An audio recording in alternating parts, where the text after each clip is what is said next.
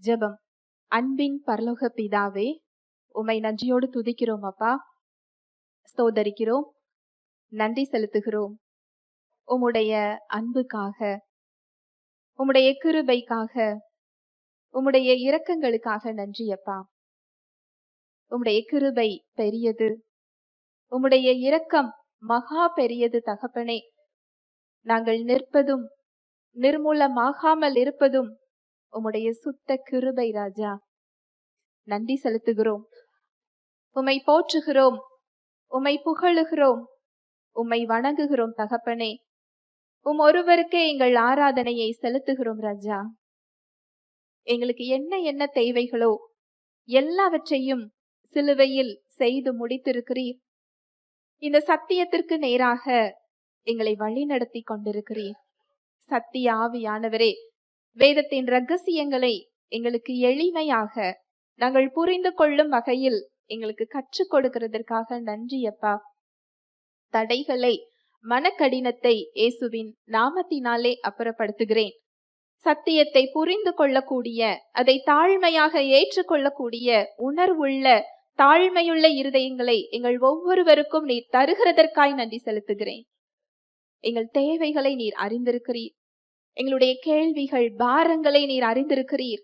வார்த்தையாக கடந்து வருகிறதற்காய் நன்றி செலுத்துகிறேன். உம்முடைய வார்த்தையை நீர் அற்புதங்களினாலும் அடையாளங்களினாலும் உறுதிப்படுத்துகிறதற்காய் நன்றி செலுத்துகிறேன்.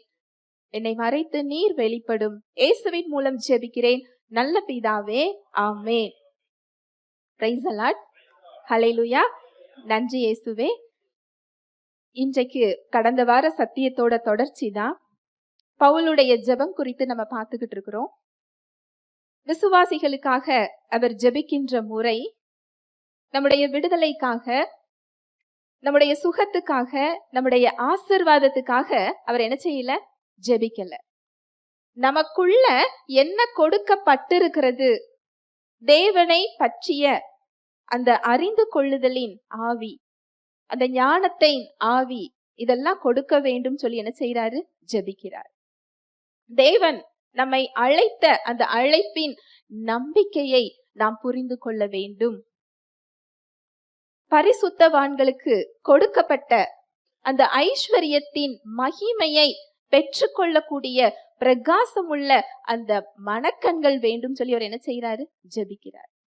அப்படின்னா என்ன அர்த்தம் தெரியுமா?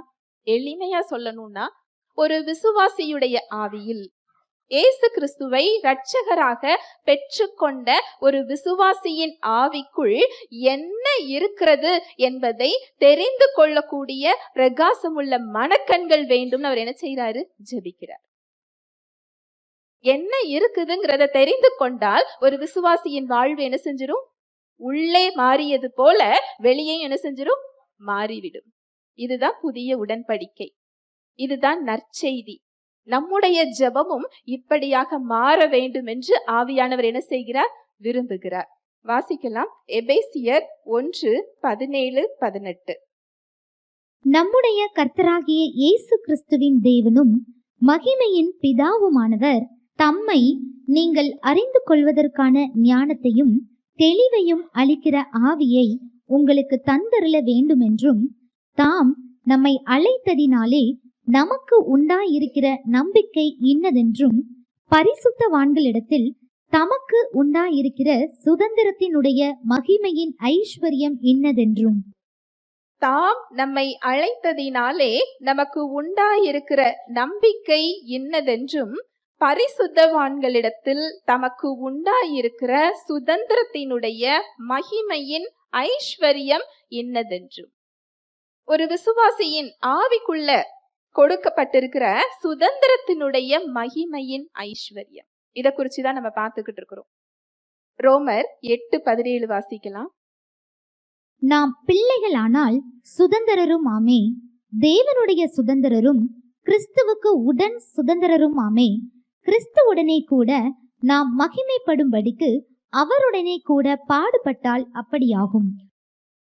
நாம் பிள்ளைகளானால் சுதந்திரரும் ஆமே, தேவனுடைய சுதந்திரரும் கிறிஸ்துவுக்கு உடன் சுதந்திரரும் ஆமே.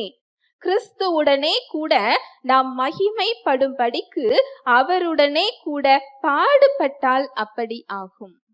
அந்த மகிமையின் ஐஸ்வர்யம் என்ன கொடுக்கப்பட்டிருக்கு அப்படின்னா, ஆவியில மரித்திருந்த நாம் என்ன செய்யப்பட்டிருக்கிறோம்? உயிர்ப்பிக்கப்பட்டிருக்கிறோம். தேவ வித்தினால் ஒரு புதிய சிருஷ்டியாக என்ன செய்யப்பட்டிருக்கிறோம்? மாற்றப்பட்டிருக்கிறோம். தேவனோடு ஒப்புரவாக்கப்பட்டிருக்கிறோம். மீண்டும் அடிமையாக அல்ல, பிள்ளையாக தேவன் நம்மளை என்ன செஞ்சிருக்கிறார்? மாற்றி இருக்கிறார்.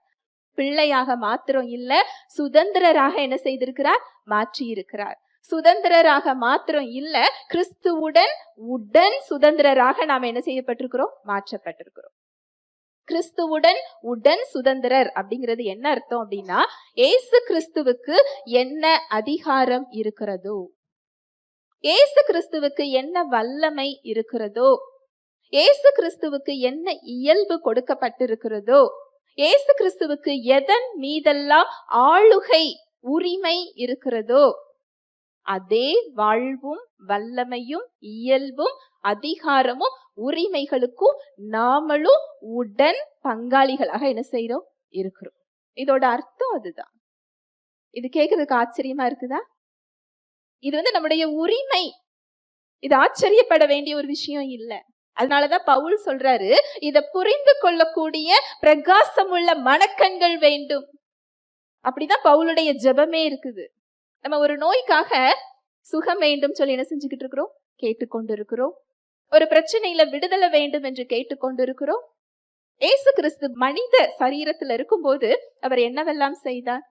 கரங்களை நீட்டும் போது நோயாளிகள் என்ன செஞ்சாங்க? சொஸ்தமானார்கள். அவர் நடந்து போகும்போதே அசுத்தாவிகள் என்ன செஞ்சது? ஓடி போனது. நடக்க முடியாதவர்கள் நடந்தார்கள், பேச முடியாதவர்கள் பேசினார்கள், பார்வை இல்லாதவர்கள் பார்வையை பெற்றுக் கொண்டனர், மரித்தவர்கள் உயிரோடு என்ன செஞ்சாங்க? எழுந்தனர். குறைவுகள் நிறைவாயின. காற்றும் புயலும் என்ன செஞ்சது? அமைதலாயின. ஒரு சமாதானத்தை கொடுக்கிறவராக, கட்டுகளை அவிழ்க்கிறவராக, சிறைப்பட்டவர்களை விடுவிக்கிறவராக அவர் என்ன செய்தார்? இருந்தார். ஒரு விசுவாசிக்கு இந்த வாழ்வு என்ன செய்யப்பட்டிருக்கு? கொடுக்கப்பட்டிருக்கு. நாம ஒரு போராட்டத்துல போராடுற வாழ்வு இல்ல. நாம ஒரு கட்டுகளுக்குள்ள இருக்கிற ஒரு வாழ்வு இல்ல. ஒரு நோய்க்காக எனக்கு சுகம் எப்போ, எனக்கு விடுதலை எப்போ என்று காத்து கொண்டிருக்கிற ஒரு வாழ்வு இல்ல. நாமும் அதை பெற்று மற்றவர்களுக்கும் அதை கொடுக்கின்ற ஒரு வாழ்வு நமக்கு என்ன செய்யப்பட்டிருக்கு? கொடுக்கப்பட்டிருக்கு. இதுதான் மகிமையின் ஐஸ்வர்யம். ஐஸ்வர்யமா இது. உடன் சுதந்திரர் அப்படிங்கிறதுக்கு அர்த்தம் அதுதான். அந்த வசனத்தை மறுபடி வாசிக்கலாம். ரோமர் 8:17. நாம் பிள்ளைகளானால் சுதந்திரரும் ஆமே, தேவனுடைய சுதந்திரரும், கிறிஸ்துவுக்கு உடன் சுதந்திரரும் ஆமே, கிறிஸ்துவுடனே கூட நாம் மகிமைப்படும்படிக்கு அவருடனே கூட பாடுபட்டால் அப்படியாகும். நாம் பிள்ளைகளானால் சுதந்திரரும் ஆமே, தேவனுடைய சுதந்திரரும், கிறிஸ்துவுக்கு உடன் சுதந்திரரும் ஆமே, கிறிஸ்துவுடனே கூட நாம் மகிமைப்படும் படிக்கு அவருடனே கூட பாடுபட்டால் அப்படி ஆகும். அவருடனே கூட நாம் மகிமைப்படும் படிக்கு, அந்த மகிமையை பெற்றுக்கொள்ளும் படிக்கு நாம பாடுபட்டால் அப்படி ஆகும் சொல்லப்பட்டிருக்கு. இந்த வசனம் தவறுதலாக புரிந்து கொள்ளப்பட்டிருக்கு. ஒரு நோயில இருக்கும் போது நான் அவருக்காக நான் என்ன செய்யறேன்? இத சுமக்கிறேன். ஒரு கட்டுகள்ல இருக்கும் போது அவருடைய நாமம் இதன் மூலம் என்ன செய்ய போகுது? மகிமைப்பட போகுது அப்படின்னு சொல்லி சிலுவையில அவர் சுமந்த எதையும் நாம சுமக்க வேண்டிய அவசியம் இல்லை. நம்ம எந்த பாடுகளை அனுபவிக்க வேண்டாம், எந்த பாடுகள் நமக்கு நியமிக்கப்பட்டிருக்கிறது அததான் நம்ம பார்த்துக்கிட்டு இருக்கிறோம். கடந்த வாரத்துல எந்த பாடுகளில் நாம் இருக்க வேண்டாம், ஏசு கிறிஸ்து சிலுவையில் எதை செய்து முடித்தாரோ அந்த பாடுகளில் நாம் இருக்க வேண்டிய அவசியம் இல்லை. ஒரு நோயில இருக்க வேண்டிய அவசியம் இல்லை, ஒரு கட்டுகள்ல இருக்க வேண்டிய அவசியம் இல்லை, வறுமையில இருக்க வேண்டிய அவசியம் இல்ல, பாவத்துல இருக்க வேண்டிய அவசியம் இல்ல, சாபத்துல இருக்க வேண்டிய அவசியம் இல்ல, இருள்ல இருக்க வேண்டிய அவசியம் இல்ல, கட்டுகள்ல இருக்க வேண்டிய அவசியம் இல்ல, சாத்தானுடைய அடிமைத்தனத்துல இருக்க வேண்டிய அவசியம் இல்ல. இந்த பாடுகளை குறித்து இந்த வசனம் என்ன செய்யல, சொல்லல. அதுல இருந்து நமக்கு என்ன கொடுக்கப்பட்டிருக்கு? விடுதலை கொடுக்கப்பட்டிருக்கிறது, மீட்பு கொடுக்கப்பட்டிருக்கிறது, அவருடைய வாழ்வு கொடுக்கப்பட்டிருக்கிறது. ஒரு விசுவாசி அவர் அனுபவித்த, அவர் சுமந்த ஒரு பாடுகள்ல நின்று கொண்டிருந்தால் அது அறியாமை, அது தேவனுடைய சித்தம் அல்ல. அதுல அவருடைய நாமம் என்ன செய்யாது, மகிமைப்படாது. அது நாம் பாடுபட வேண்டிய பாடு இல்லை, நாம் சுமக்க வேண்டிய பாடு அதுவல்ல. ஒரு விசுவாசி அப்ப சுமக்க வேண்டிய பாடுனா என்ன? ஒரு விசுவாசி சுமக்க வேண்டிய பாடு என்று ஒன்று இருக்கிறது. தேவ பக்தியாய் நடக்க மனதாய் இருப்பவர்கள் யாவரும் என்ன செய்வாங்களா? துன்பப்படுவார்கள். நான் சொல்லல, எது சொல்லுது? சத்தியம் சொல்லுது. எனக்கு துன்பமே வேண்டாம், எனக்கு பிரச்சனையே வேண்டாம் அப்படின்னு சொல்லி நம்ம என்ன செய்ய முடியாது? ஜெபிக்க முடியாது. இந்த துன்பம் என்ன அப்படிங்கறத சத்தியத்தின் மூலம் நம்ம என்ன செஞ்சுக்கணும்? தெரிந்து கொள்ளணும். அந்த பாடு நோய் இல்லை, அந்த பாடு தீங்கான துன்பம் இல்லை, அந்த பாடு கட்டுகள் இல்லை. இதுல சொல்லப்பட்டிருக்கிற பாடு என்ன தெரியுமா? 4 வகையான ஒரு பாடுகள். ஒன்று, சுயத்தை மறுத்தல். 2வது, உலகத்துக்கு ஏற்ற ஒத்த வேஷம் தரியாதிருத்தல். 3வது, நமக்கு எல்லாவித கட்டுகள்ல இருந்தும், நோயில இருந்தும், பாவத்தில இருந்தும், சாபத்தில இருந்தும், பிசாசின் பிடியில இருந்தும் அவர் விடுதலை கொடுத்திருக்கிறாரு. ஆனா ஒரே ஒரு காரியத்தில் அவர் நமக்கு விடுதலை கொடுக்கல. என்ன காரியம் தெரியுமா? மனிதர்கள் மூலமாக வரக்கூடிய உபத்திரவத்திலிருந்து நமக்கு என்ன கிடையாது? விடுதலை கிடையாது. ஆனா அதுல நம்ம தோத்து போக மாட்டோம், அதுல நம்ம வெட்கப்பட்டு போக மாட்டோம். அதை மேற்கொள்றதுக்கு, அதை தாங்கி நின்று கொள்வதற்கு அவருடைய பலம் நமக்கு என்ன செய்யப்பட்டிருக்கு? கொடுக்கப்பட்டிருக்கு. மனிதர் மூலமாக வரக்கூடிய பாடுகள், அதுல அந்த பாடையும் இதுல சொல்லப்பட்டிருக்கு. அடுத்து, சுவிசேஷத்தின் நிமித்தமாக வருகின்ற பாடுகள். இதெல்லாம் ஒரு விசுவாசி கண்டிப்பாக பாடுபட வேண்டும். நாம என்ன செய்யறோம்? இந்த பாடுகளை பாடுபட விரும்பாம நோயையும், பாவத்தையும், சாபத்தையும், பிசாசையும் என்ன செஞ்சுக்கிட்டு இருக்கிறோம்? சுமந்து கொண்டிருக்கிறோம். இப்படிப்பட்ட ஒரு பாட அவர் என்ன செய்ய சொல்லல? சுமந்து கொள்ள சொல்லல.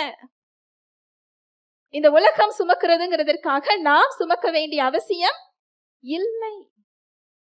எந்த பாட சுமக்கணும், எதை சுமக்க கூடாதுங்கிறது நமக்கு என்ன செய்யல? தெரியல. இந்த பாடு கிறிஸ்துவின் நிமித்தம் நாம் அடையக்கூடிய பாடுகள். இன்றைக்கு பார்க்க போறது சுயத்தை மறுத்தல்.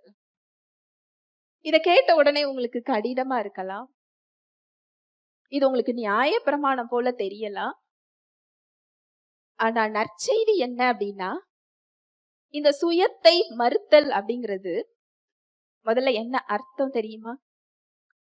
நம்முடைய சொந்த விருப்பம், சொந்த ஆசை, சொந்த திட்டம், சொந்த வழிகள், அதையெல்லாம் ஒதுக்கி வச்சுட்டு அதற்கு மேலாக தேவன் நமக்காக வைத்திருக்கின்ற விருப்பத்தை முதன்மைப்படுத்துதல். இதுக்கு பேரு தான் என்னது? சுயத்தை மறுத்தல். இந்த சுயத்தை மறுத்தல தேவன் நம்மிடம் எதிர்பார்க்கிறார்.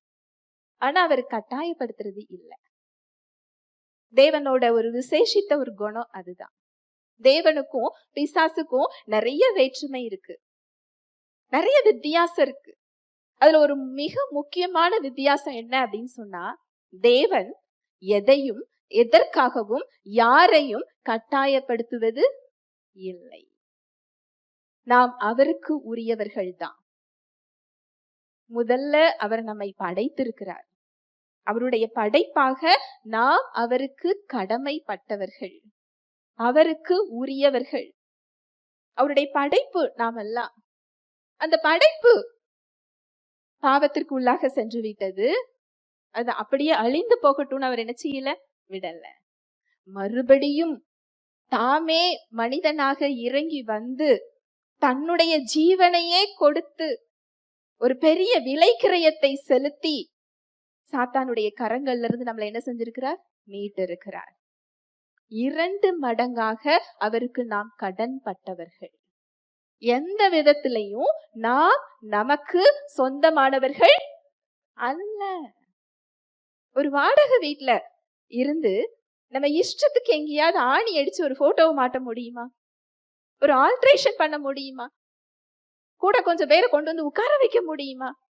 அதுக்கு யார்கிட்ட அனுமதி கேட்கணும்? ஓனர்கிட்ட என்ன செய்யணும்?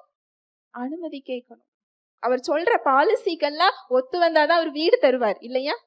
இல்லாட்டி காலி பண்ண சொல்லிடுவாரு. ஆனா காசு, பணம், பொருள் அப்படிலாம் கொடுத்து அவர் நம்மள விலை கொடுத்து வாங்கல. தன்னுடைய ஜீவனையே, தன்னுடைய ரத்தத்தையே விலையாக கொடுத்து நம்மை சொந்தமாக்கி இருக்கிறாரே, தன்னுடைய உடைமையாக்கி இருக்கிறாரே. அவருடைய சரீரமாக நம்ம என்ன செய்யறோம், இருக்கிறோம். இதுல ஆல்ட்ரேஷன் செய்யறதுக்கு நமக்கு என்ன கிடையாது, ரைட்ஸ் கிடையாது, உரிமை கிடையாது, சட்டப்படி உரிமை கிடையாது. ஆனா இதை தேவன் நம்மிடத்தில் கட்டாயப்படுத்துவது இல்லை. எவ்வளவு பெரிய கிருபை இல்லையா? எவ்வளவு ஒரு அன்கண்டிஷனல் லவ் இல்லையா? நீ இதெல்லாம் செஞ்சாதா நான் உனக்கு இதை தருவேன் அவர் என்ன செய்யல, சொல்லல. இதுதான் நிபந்தனையற்ற அன்பு. இந்த சுயத்தை மறுக்கிறது அப்படிங்கிறது நம்ம ரட்சிப்பை பெறதுக்கு இல்ல, தப்பா நினைக்காதீங்க. இந்த சுயத்தை எல்லாம் நான் மறுத்தாதான் எனக்கு ரட்சிப்பா, இந்த சுயத்தை எல்லாம் நான் மறுத்தாதான் எனக்கு சுகமா, இந்த சுயத்தை எல்லாம் மறுத்தாதான் தேவன் என்னை அன்பு செய்வாரா, இந்த சுயத்தை எல்லாம் நான் மறுத்தாதான் அவருடைய தயவை பெற முடியுமா அப்படின்னு நீங்க கேட்டீங்கன்னா 100% நோ, இல்லை. நாமெல்லாம் பாவிகளாக இருக்கும் பொழுதே, அவரை அறியாமல் இருக்கும் பொழுதே, குப்பையில கிடக்கும் பொழுது, யாராலையும் மீட்கப்பட முடியாம அவருக்கு எதிரிகளாக நாம இருக்கும் பொழுது தம்முடைய ஜீவனையே கொடுத்து நம்மை அவர் நேசித்திருக்கிறார். நம்ம சுயத்தை மறுக்கும் போது அவர் நேசித்திருக்கிறார் இல்ல. அவருடைய தயவையும் அவருடைய கிருபையும் அவருடைய அன்பையும் பெறுகிறதற்காக நாம இதை செய்யறது இல்ல. அவருக்கு சொந்தமானவர்களாக நாம் இருக்கிறோம், அவருக்கு உடைமையாளராக நாம் இருக்கிறோம். இப்படிப்பட்ட ஒரு வாழ்வை வாழ அவர் நம்மை அழைத்திருக்கிறார். அந்த அன்புக்கு நாம மரியாதை செய்யறோம். ஹல்லேலூயா, பிரைஸ் தி லார்ட். நான் சொல்றது புரியுதா உங்களுக்கு? இதெல்லாம் செஞ்சாதான் உனக்கு இதை தருவேன் அவர் என்ன செய்யல, சொல்லல. இதெல்லாம் செஞ்சாதான் நீ பரலோகம்னு அவர் என்ன செய்யல, சொல்லல. ஒரு விசுவாசியாக நீங்க இயேசு கிறிஸ்துவை இரட்சகராக ஏற்றுக்கொண்டிருந்தீங்கன்னா அவருடைய ரட்சிப்பை நீங்க பெற்றிருக்கிறீங்க. பரலோகத்துக்கு நீங்க தகுதி ஆயிட்டீங்க. உங்க 3இல் ஒரு பகுதி பரலோகத்திற்கு செல்ல ஆயத்தமாக இருக்கிறது. உங்களுக்கு இதுல சந்தேகம் வேண்டாம். ஆவியானவரால அது முத்திரை போடப்பட்டிருக்கிறது. வெளியே உள்ள பாவ கரைகள் அது உள்ள என்ன செய்ய முடியாது, தொட முடியாது. ஆவியானவர் அதை சீல் பண்ணியிருக்கிறாரு. இந்த சுயத்தை மறுக்கிறதுங்கிறது அவருடைய தயவை பெற்றுக்கொள்வதற்கு இல்லை. இதை தவறுதலாக நாம புரிஞ்சு வச்சிருக்கிறோம். அடுத்து இந்த சுயத்தை மறுக்கிறது அப்படிங்கிறது நம்ம ஏதோ இழந்து போறோம் நம்ம நினைக்கிறோம். நான் ஏதோ தோத்து போக போறேன், நான் ஏதோ உலகத்தை விட்டுட்டு நான் தனியா ஒரு வாழ்க்கைக்குள்ள போறேன் அப்படி நினைக்கிறோம். இந்த சுயத்தை மறுக்கிறது அப்படிங்கிறது இழந்து போறதும் இல்ல, பெற்று கொள்ளுகிற ஒரு அனுபவம். ஹல்லேலூயா, பிரைஸ் தி லார்ட். இது எத்தனை பேருக்கு தெரியும்? இது பெற்று கொள்ளுகிற ஒரு அனுபவம். வாசிக்கலாம், மத்தேயு 16:25. தன் ஜீவனை ரட்சிக்க விரும்புகிறவன் அதை இழந்து போவான், என் நிமித்தமாக தன் ஜீவனை இழந்து போகிறவன் அதை கண்டடைவான். தன் ஜீவனை ரட்சிக்க விரும்புகிறவன் அதை இழந்து போவான். என் நிமித்தமாக தன் ஜீவனை இழந்து போகிறவன் அதை கண்டடைவான். இந்த வசனம் எத்தனை பேருக்கு புரியுது? தன் ஜீவனை ரட்சிக்க விரும்புகிறவன். இதுக்கு உங்களுக்கு நான் ஒரு உதாரணம் சொல்றேன், இன்னும் நல்லா புரியும். மத்தேயு 19:21 வசனம். இதுக்கு முன்னாடி உள்ள 2 வசனத்துல இருந்து வாசிக்கலாம். உன் தகப்பனையும் உன் தாயையும் கனம் பண்ணுவாயாக, உன்னிடத்தில் நீ அன்பு கூறுவது போல பிறனிடத்திலும் அன்பு கூறுவாயாக என்பவைகளையே என்றார். அந்த வாலிபன் அவரை நோக்கி, இவைகளையெல்லாம் என் சிறு வயது முதல் கை கொண்டிருக்கிறேன், இன்னும் என்னிடத்தில் குறைவு என்ன என்றான். அதற்கு இயேசு, நீ பூரண சர்க்குணனாய் இருக்க விரும்பினால் போய் உனக்கு உண்டானவைகளை விற்று தரித்திரருக்கு கொடு, அப்பொழுது பரலோகத்தில் உனக்கு பொக்கிஷம் உண்டாயிருக்கும், பின்பு என்னை பின்பற்றி வா என்றார். 16வது வசனம் பாருங்க. அப்பொழுது ஒருவன் வந்து அவரை நோக்கி, நல்ல போதகரே, நித்திய ஜீவனை அடைவதற்கு நான் எந்த நன்மையை செய்ய வேண்டும் என்று கேட்டார். அதற்கு அவர், நீ என்னை நல்லவன் என்று சொல்வானேன்? தேவன் ஒருவர் தவிர நல்லவன் ஒருவனும் இல்லையே. நீ ஜீவனில் பிரவேசிக்க விரும்பினால் கற்பனைகளை கைக்கொள் என்றார். அவர் அவரை நோக்கி, எவைகளை என்று கேட்டார். அதற்கு இயேசு, கொலை செய்யாதிருப்பாயாக, விபச்சாரம் செய்யாதிருப்பாயாக, களவு செய்யாதிருப்பாயாக, பொய் சாட்சி சொல்லாதிருப்பாயாக, உன் தகப்பனையும் உன் தாயையும் கனம் பண்ணுவாயாக அப்படின்னு சொல்லி கட்டளைகள்ல ஒரு 4-5 கட்டளையை சொல்றாரு. ஒரு பணக்கார வாலிபன் ஆண்டவராகிய இயேசு கிறிஸ்துவை தேடி வருகிறார். வந்து அவருக்கு ஆசை இருக்கு, தேவனை தேடணும், நித்திய ஜீவன் வேணும் அப்படிங்கிற ஆசை அவருக்கு இருக்கு. ஆசை இருக்கிறதினால் ஒருவர் அதை என்ன செய்ய முடியாது? பெற்றுக்கொள்ள முடியாது. நம்ம எல்லாரும் நினைக்கிறோம், ஆசைப்படுகிறதையே விசுவாசம் நம்ம நினைக்கிறோம். ஆசை வேற, விசுவாசம் வேற, ரெண்டுக்கும் வித்தியாசம் இருக்கு. அதனாலதான் நிறைய பேரால அந்த சுகத்தையோ அந்த விடுதலையையோ என்ன செய்ய முடியல, பெற்றுக்கொள்ள முடியல. ஆசை இருக்கு. நிறைய பேருக்கு தேவனுக்காக சாட்சியா வாழணும்னு ஆசை இருக்கு. ஆசை வேற, விசுவாசம் வேற. ஆசை பெற்றுக்கொள்ற இடத்துக்கு என்ன செய்யாது, வராது. இந்த வாலிபனுக்கும் நித்திய ஜீவன் வேணும்னு ஆசைப்படுறாரு. இயேசு கிறிஸ்து சொல்றாரு, ஒரு 4-5 கட்டளையை சொல்லி இதெல்லாம் நீ கை கொள்ளு, உனக்கு அது கிடைக்கும். உடனே இந்த வாலிபன் சொல்றாரு, நான் இதையெல்லாம் சிறு வயது முதலே நான் கை கொண்டிருக்கிறேனே. அடுத்தவர் ஒரு விஷயத்த சொல்றாரு, உனக்கு உண்டான எல்லாவற்றையும் விற்று நீ யாருக்கு கொடு? தரித்திரருக்கு கொடு, என்னை பின்பற்றி வா. அதுக்கு அந்த வாலிபன் கீழ்ப்படிஞ்சு செஞ்சாரா? அதுல என்ன போட்டிருக்கு பாருங்க, 22. அந்த வாலிபன் மிகுந்த ஆஸ்தி உள்ளவனாய் இருந்தபடியால் இந்த வார்த்தையை கேட்ட பொழுது துக்கமடைந்தவனாய் போய்விட்டான். அந்த வாலிபனுக்கு நித்திய ஜீவன் வேணும்னு ஆசை. இது ஒரு பெரிய சத்தியம். இதுல ஒரு சில காரியங்களை நான் சொல்றேன். நித்திய ஜீவன் வேணும்னு ஆசைதான், ஆனா முதன்மையான பிரையாரிட்டி அது இல்லை. அங்க அதை பெற்றுக்கொள்றதுக்கு நான் எல்லாத்தையும் செய்யறேனே, அந்த வாலிபனோட கேள்வி. உண்மையான முறை என்ன அப்படின்னா, இயேசு கிறிஸ்துவ விசுவாசிக்கிறது தான் நித்திய ஜீவனை பெற்றுக்கொள்ற முறை. தன்னுடைய பலத்துல அந்த வாலிபன் நின்று கொண்டிருக்கிறார். அவருக்கு இயேசு தேவை என்பதை அவர் புரிய வைக்க முயற்சிக்கிறார். ஒரு 4-5 கட்டளையை சொல்றாரு, இதையெல்லாம் நான் கடைபிடிக்கிறேனே அப்படின்னா, உன்கிட்ட இருக்கிறதெல்லாம் வித்து நீ தரித்திரருக்கு கொடு, என்னை பின்பற்றி வா. உண்மையிலேயே அவருடைய ஆசை, முதல் முக்கியத்துவம் தேவனாக இருந்தால் அது அவர் என்ன செஞ்சிருப்பாரு? செஞ்சிருப்பாரு. நீங்க சொல்லலாம், இது பிராக்டிக்கலா இது இப்படி கிடையாதே, அது எப்படி எல்லாரும் செய்ய முடியும்? நீங்க கேட்கலாம். வேதத்துல செஞ்சவங்க நிறைய பேர் இருக்கிறாங்க. சகேயு ஒரு தேவ பக்தியான மனிதர் கிடையாது. ஆனா இயேசு கிறிஸ்துவ குறிச்சு கேள்விப்படுறாரு. அவர் ஆயக்காரருக்கு தலைவர். ஆயக்காரர்களையே யூதர்களுக்கு என்ன செய்யாது, பிடிக்காது. ஏன்னா தன்னோட சொந்த ஜனத்துக்கிட்டயே வரி அதிகமா வாங்கி ஒரு பங்க ரோமர்கள்ட்ட கொடுத்துட்டு ஒரு பங்க தான் என்ன செஞ்சுக்கிட்டாங்க, வைத்து கொண்டனர். இந்த ஆயக்காரர்களோட கூட்டத்துக்கு சகேயு யாரு? தலைவரா. அவர் அவருடைய வீட்டு வழியாக, தெரு வழியாக இயேசு கிறிஸ்து வருகிறாருங்கிறத கேள்விப்படுறாரு. கேள்விப்பட்டு ஒரு மரத்து மேல முன்னாடி ஓடி ஒரு மரத்து மேல ஏறி இயேசு கிறிஸ்துவ பார்க்கணும்னு உட்கார்ந்து இருக்கிறாரு. தன்னோட பதவி அவர் பெருசா நினைக்கல, தன்னோட அந்தஸ்த பெருசா நினைக்கல. நல்லா யோசிச்சு பாருங்க, உலக பிரகாரமா ஒரு முக்கியமான பதவியில இருக்கிற ஒருத்தவங்க ஒரு பெரிய கூட்டத்துக்கு முன்னாடி குடுகுடுன்னு ஓடி மரத்துல ஏறி நிக்கிறத கற்பனை பண்ணி பாருங்களேன். யாரு செய்வா? என்னோட ஸ்டேட்டஸ் என்ன, என்னோட பதவி என்ன, என் செல்வாக்கு என்ன, இந்த மனிதர்கள் என்னை என்ன நினைப்பார்கள்? நினைப்போமா இல்லையா? சகேயு அதை நினைக்கல. ஏன்னா அவரோட முதல் முக்கியத்துவம் என்னது? நான் அவரை பார்க்கணும். இதுதான் ஃபர்ஸ்ட் பிரையாரிட்டி.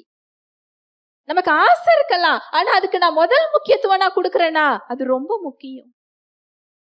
நம்முடைய ஆசைகள் இரண்டாவது மூன்றாவது பிரையாரிட்டியாக இருக்க போய் தான் அந்த ஜீவனை நம்மளால என்ன செய்ய முடியல, பார்க்க முடியல. நான் சொல்றது புரியுதா? அங்க இயேசு கிறிஸ்து அந்த மரத்துக்கு கீழே வந்து நிற்கிறார். சகேயுவே, நீ கீழே இறங்கி வா, நான் உன் வீட்டுக்கு நான் வரப்போறேன். தேவனை பத்தி நம்ம நல்லா தெரியாம இருக்கிறோம். நான் தேவனை அதிகமா அறிந்து கொள்ளணும், அவரோட உறவுக்குள்ள நான் செல்லணும், அவருடைய தயவுக்குள்ள நான் போகணும், நானும் அவருமா ஒரு நெருக்கமான உறவுல இருக்கணும் அப்படின்னு சொல்லி நம்ம ஆசைப்படுறோம். உண்மை என்ன தெரியுமா? அதை விட அதிக ஆசை அவருக்கு இருக்கு. இதுல என்ன வித்தியாசம் தெரியுமா? நம்முடைய பிரையாரிட்டி முதலாவதாக இல்லை, இரண்டாவது மூன்றாவதாக அந்த பணக்கார வாலிபனை போல் இருக்கிறது. இங்க முதல் பிரையாரிட்டியாக தன்னுடைய ஆசையை அவர் மீது வைக்கிறார். நான் சொல்ல வர்றது புரியுதா? உன் வீட்டுக்கு நான் என்ன செய்யறேன்? வருகிறேன். அவரை பார்க்கணும்னு சொல்லிதான் முதல் முக்கியத்துவத்தை கொடுத்திருக்கிறாரு. தன்னோட ஆஸ்தியை விட்டுட்டு, அந்தஸ்தை விட்டுட்டு, மரியாதையை விட்டுட்டு, மதிப்பை விட்டுட்டு ஓடி போய் மரத்துல என்ன செய்கிறார்? ஏறுகிறார். உன் வீட்டுக்கு நான் வரேன். வீட்டுக்குள்ள போறாரு. இந்த வீட்டுக்கு ரட்சிப்பு வந்தது. அவர் சகேயு கிட்ட சொல்லவே இல்லை, உன்னோட ஆஸ்தி எல்லாம் வித்து நீ தரித்திரருக்கு கூடுன்னு அவர் என்ன செய்யல, சொல்லல. அங்க சொல்லவே இல்லை. சகேயு செய்கிறார். என்ன செய்கிறார்? அவர் யார்கிட்டலாம் வாங்கினாரோ அத்தனையும் நாளத்தனையா என்ன செஞ்சாரா? திருப்பி கொடுத்தார். அதனால ஜீவனை அவர் அங்க என்ன செஞ்சுக்கிட்டாரு? பெற்றுக்கொண்டார். இந்த உலக பிரகாரமான வாழ்வுன்னு ஒண்ணு இருக்கு, கிறிஸ்துவுக்குள்ளான வாழ்வுன்னு ஒண்ணு இருக்கு. இந்த இரண்டுமே எதிரானது. இந்த உலக பிரகாரமான வாழ்வை தக்க வைத்துக் கொள்ளணும் அப்படிங்கிறதற்காக நம்ம அந்த வாழ்வை கைவிடுகிறவர்களாக இருக்கிறோம். இந்த பணக்கார வாலிபனை போல.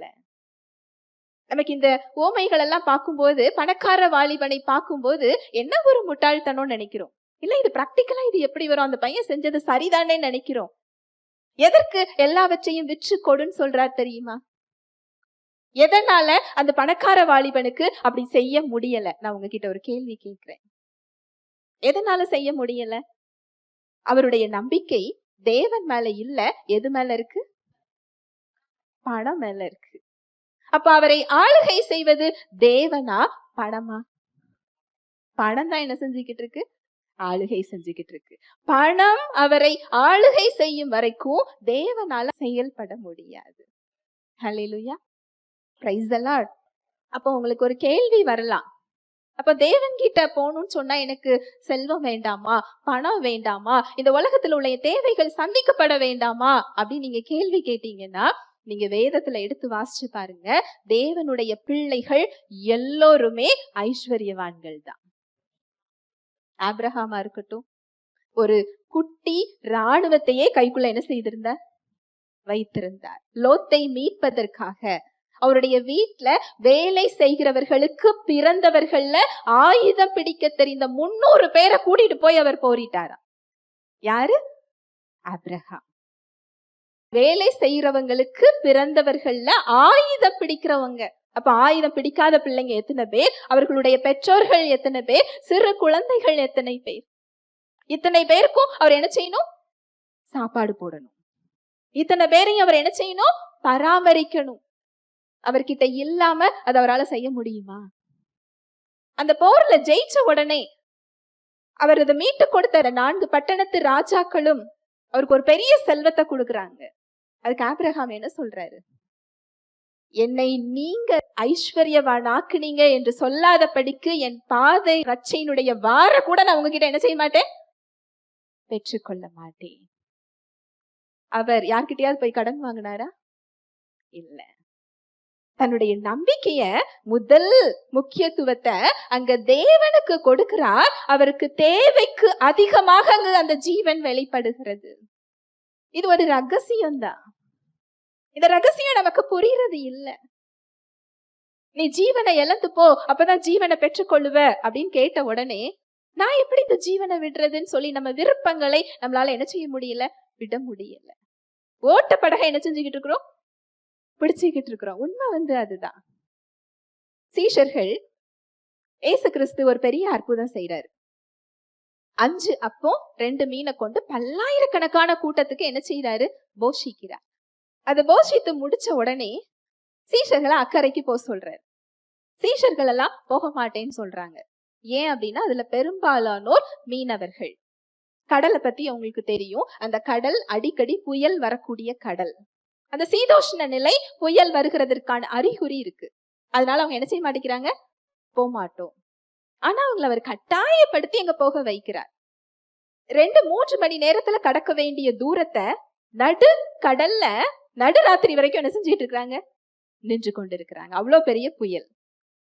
இந்த சீஷர்கள் எல்லாம் செத்து போயிருவோம்னு சொல்லி என்ன செய்யறாங்க, பயப்படுறாங்க. மீனவர்கள் புயலை பார்த்து என்ன செய்ய மாட்டாங்க, பயப்பட மாட்டாங்க. அவங்க பயந்தாங்கன்னா புயல் எப்படிப்பட்டதா இருக்கும், பெருசாதான் இருக்கும்.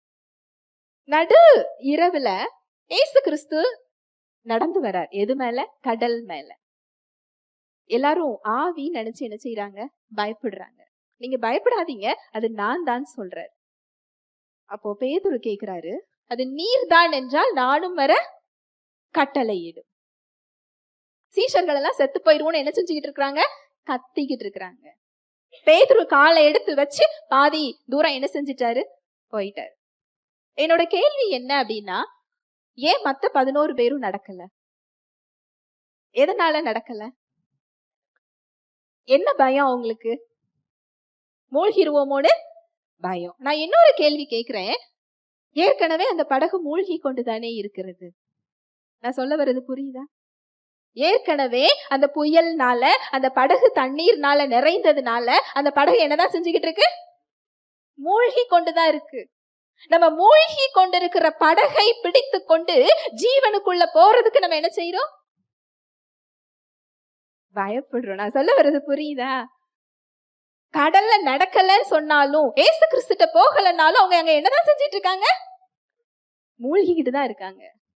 நான் மூழ்கினாலும் சரி, நான் இந்த ஜீவனை விட மாட்டேன்னு சொல்லி ஓட்ட படகை என்ன செஞ்சிட்டு இருக்கிறோம், பிடிச்சிட்டு இருக்கிறோம். உண்மை அதுதான். ஒவ்வொரு விசுவாசியும் அதை தான் செஞ்சுக்கிட்டு இருக்கிறோம். ஓட்ட படகை என்ன செஞ்சுக்கிட்டு இருக்கிறோம், நம்முடைய செக்யூரிட்டின்னு நினைக்கிறோம், நம்முடைய பாதுகாப்புன்னு நினைக்கிறோம். ஆனா உண்மையிலே அது என்னது, ஓட்ட படகு. அது தண்ணிக்குள்ள என்னதான் செஞ்சிட்டு இருக்கு, மூழ்கிக்கிட்டு தான் இருக்கு. அதனாலதான் அந்த வசனத்தை சொல்றார். மறுபடி வாசிக்கலாம். மத்தேயு 16:24-25. அப்பொழுது இயேசு தம்முடைய சீஷர்களை நோக்கி, ஒருவன் என்னை பின்பற்றி வர விரும்பினால் அவன் தன்னைத்தான் வெறுத்து தன் சிலுவையை எடுத்துக்கொண்டு என்னை பின்பற்ற கடவன். தன் ஜீவனை ரட்சிக்க விரும்புகிறவன் அதை இழந்து போவான். என் நிமித்தமாக தன் ஜீவனை இழந்து போகிறவன் அதை கண்டடைவான். அந்த 24வது வசனத்தை மறுபடி வாசிக்கலாம். அப்பொழுது இயேசு தம்முடைய சீஷர்களை நோக்கி, ஒருவன் என்னை பின்பற்றி வர விரும்பினால், ஒரு சாய்ஸ் கொடுக்கிறார் பாருங்க. நம்ம ஆரம்பத்துல பார்த்த மாதிரி நாமெல்லாம் யாரு, அவருடைய உடைமைகள், அவருக்கு சொந்தமானவர்கள். இதை செய்யினா நாம என்னதான் செய்யணும், செஞ்சுதான் ஆகணும், வேற ஆப்ஷனே கிடையாது. ஆனா அவர் என்ன சொல்றாரு, அப்பொழுது இயேசு தம்முடைய சீஷர்களை நோக்கி, ஒருவன் என்னை பின்பற்றி வர விரும்பினால் அவன் தன்னைத்தான் வெறுத்து தன் சிலுவையை எடுத்துக்கொண்டு என்னை பின்பற்ற கடவன். அவரை பின்பற்றி வரணும்னு விரும்பினால், அதை நம்ம தேர்ந்தெடுத்தோம் அப்படின்னு சொன்னா அதை விருப்பத்தோட முதல்ல செய்யணும். கடனைன்னு என்ன செய்யக்கூடாது? செய்யக்கூடாது. முழு இருதயத்தோடு. என்னை அழைத்து விடுவாரோன்னு என்ன செய்யக்கூடாது? பயப்படக்கூடாது. உண்மையான காலிங் என்ன தெரியுமா? ஒவ்வொரு விசுவாசிக்கும் அந்த அழைப்பு இருக்கிறது. ஊழியக்காரங்களுக்கு மாத்திரம் இல்ல. இயேசு கிறிஸ்துவை நீங்க ஏற்றுக்கொண்டீங்களா? உங்களுக்கு அந்த அழைப்பு இருக்கிறது. நீங்க இருக்கிற இடத்துல அவரை பிரதிபலிக்கிற ஒரு அழைப்பு, இருக்கிற இடத்துல அவருக்காக வாழுகிற ஒரு அழைப்பு ஒவ்வொரு விசுவாசிக்கும் இருக்கு. அந்த வசனத்தை மறுபடி வாசிக்கலாம். அப்பொழுது இயேசு தம்முடைய சீஷர்களை நோக்கி, ஒருவன் என்னை பின்பற்றி வர விரும்பினால் அவன் தன்னைத்தான் வெறுத்து தன் சிலுவையை எடுத்துக்கொண்டு என்னை பின்பற்ற கடவன்.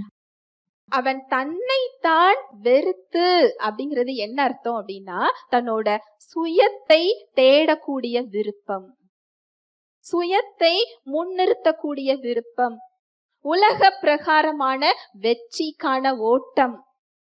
2 விதமான வெற்றி இருக்கு. உலகத்திலையும் ஒரு வெற்றி உண்டு, தேவனுக்குள்ளேயும் ஒரு வெற்றி உண்டு.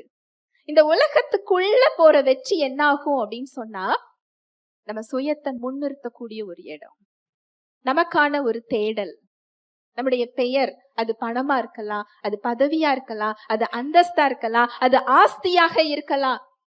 நம்மை முன்னிறுத்துவதற்காக நமக்காக தேடுகிற ஒரு தேடல். இந்த சுயத்துக்கான இந்த தேடல் தேவனை தேடுறதை விட எப்படி இருக்கக்கூடாதா? அதிகமா இருக்கக்கூடாது. நம்ம சுய விருப்பம், உலகத்தை நோக்கின ஒரு தேடல், நம்முடைய கொள்கைகள், நம்முடைய லக்கு, நம்முடைய லட்சியம், ஒரு இதை பிக்ஸ் பண்ணி வச்சிருப்போம் இல்லையா? இதை நான் எப்படியாவது செஞ்சிடணும், இதை எப்படியாவது நான் அடைஞ்சிடணும்னு ஒரு கோல் வச்சிருப்போம் இல்லையா? இதற்கு மேல நம்ம தேவனோட சித்தத்தை தூக்கி என்ன செய்யணுமா? வைக்க தேர்ந்தெடுக்க வேண்டும். இதுதான் சுயத்தை மறுத்தல். இத கேட்ட உடனே நிறைய சீஷர்கள் சொன்னாங்களா, இது கடினமான உபதேசம், யார் இதை பின்பற்றுவார்? நிறைய பேர் அவரை விட்டு பின்வாங்கி போனாங்களாம்.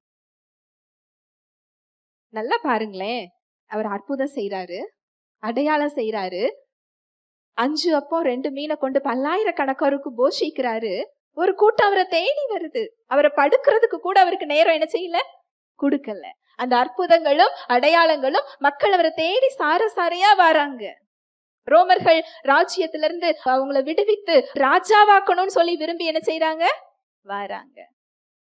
இது தன்னைத்தான் வெறுத்து தன் சிலுவையை எடுத்துக்கொண்டு என் பின்னாடி வரணும்னு சொன்ன உடனே எல்லாரும் என்ன செஞ்சிட்டாங்களா, போயிட்டாங்களா. அப்ப அவங்களுடைய தேடல் தேவனாக இருக்கிறதா, தனது சுயமாக இருக்கிறதா? இன்றைக்கு விசுவாசிகளோட நிலைமையும் அதுதான். ஒரு பரிதாபமான ஒரு நிலைமையில சபை என்ன செஞ்சுக்கிட்டு இருக்கு, நின்று கொண்டிருக்கிறது. சபை எளிமையான சபை இல்லை, சபை ஏழ்மையான சபை இல்லை. நான் சபைன்னு சொல்றது நீங்களே அந்த ஆலயம்.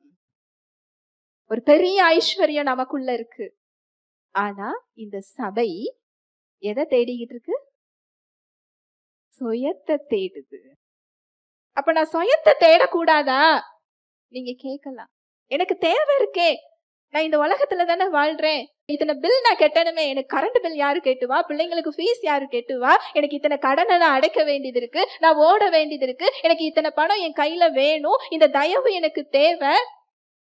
நியாயமான கேள்வி. அவர் வார்த்தை என்ன சொல்லுது?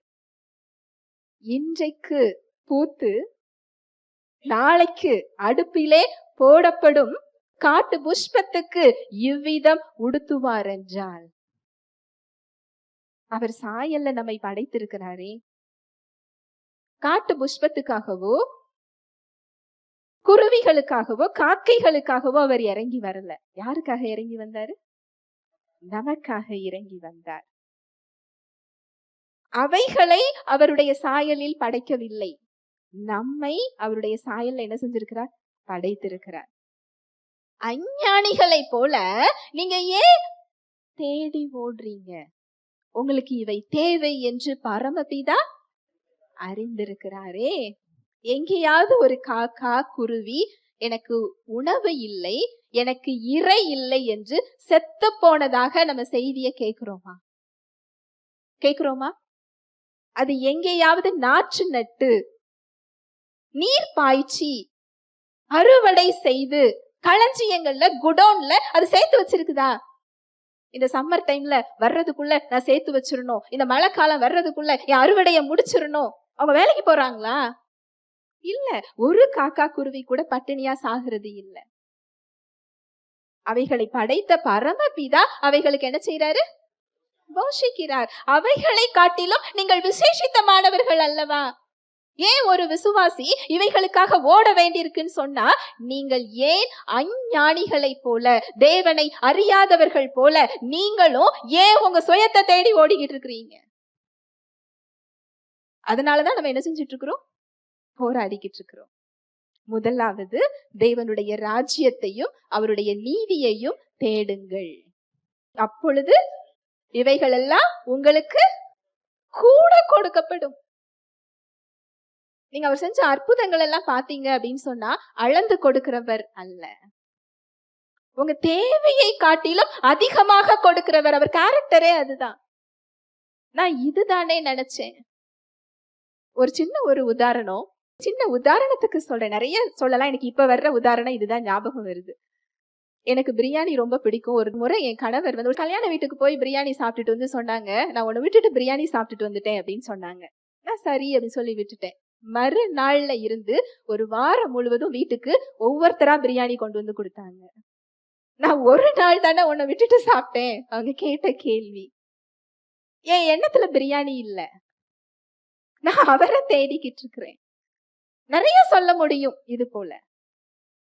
ஒரு முறை ஒரு கம்பெனில வேலை பார்க்குற ஒரு பொண்ணோட திருமணத்துக்கு போகும்போது gift கொடுத்துட்டு வந்தோம், நானும் என் கணவரும். கொடுத்துட்டு நாங்க வந்தாச்சு. ஒரு 2-3 நாள் போயிருக்கோம். நான் தியானிச்சுக்கிட்டு இருக்கிறேன். நான் பொதுவா நம்பர் வந்தா எடுக்க மாட்டேன், நிறைய அன்னோன் நம்பர் எனக்கு வரும். ஆனா ஆவியானவர் அந்த நம்பரை எடுக்க சொல்றாரு.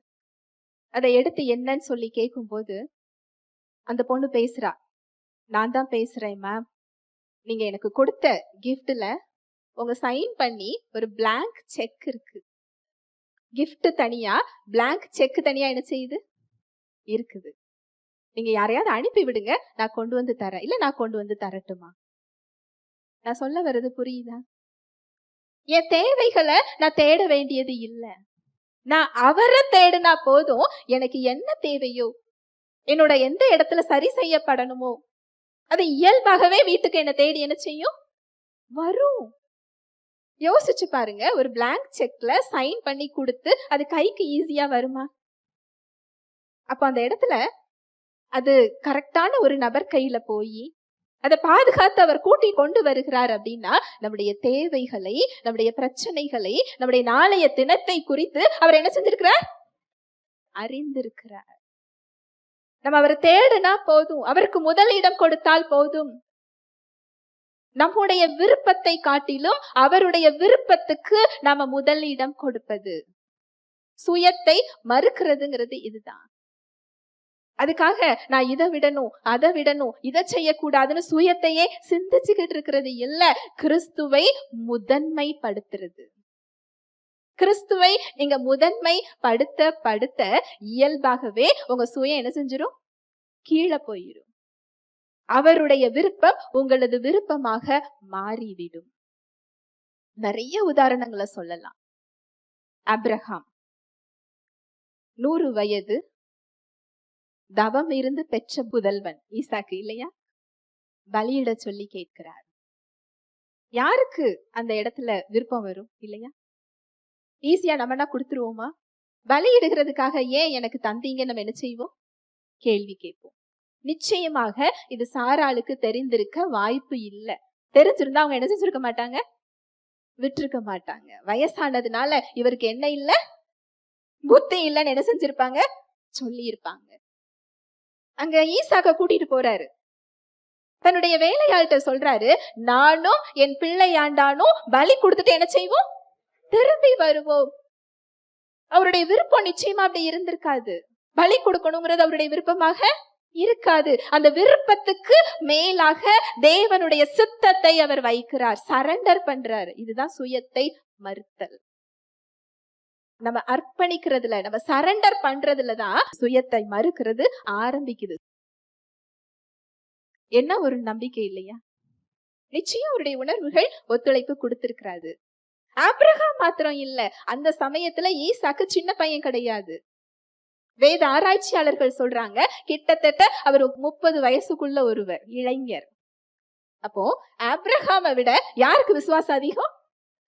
ஈசாக்குக்கு.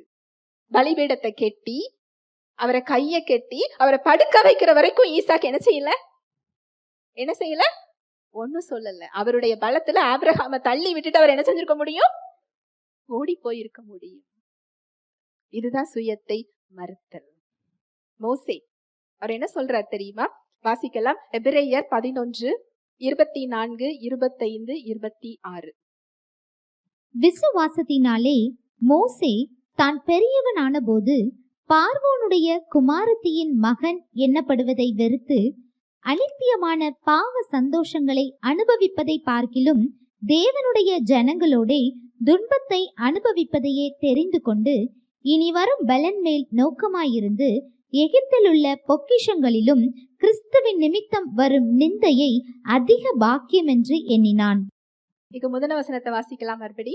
விசுவாசத்தினாலே மோசே தான் பெரியவனான போது பார்வோனுடைய குமாரத்தியின் மகன் எண்ணப்படுவதை வெறுத்து. பார்வோனுடைய குமாரத்தி அப்படிங்கிறது அவங்க இளவரசி இல்லையா?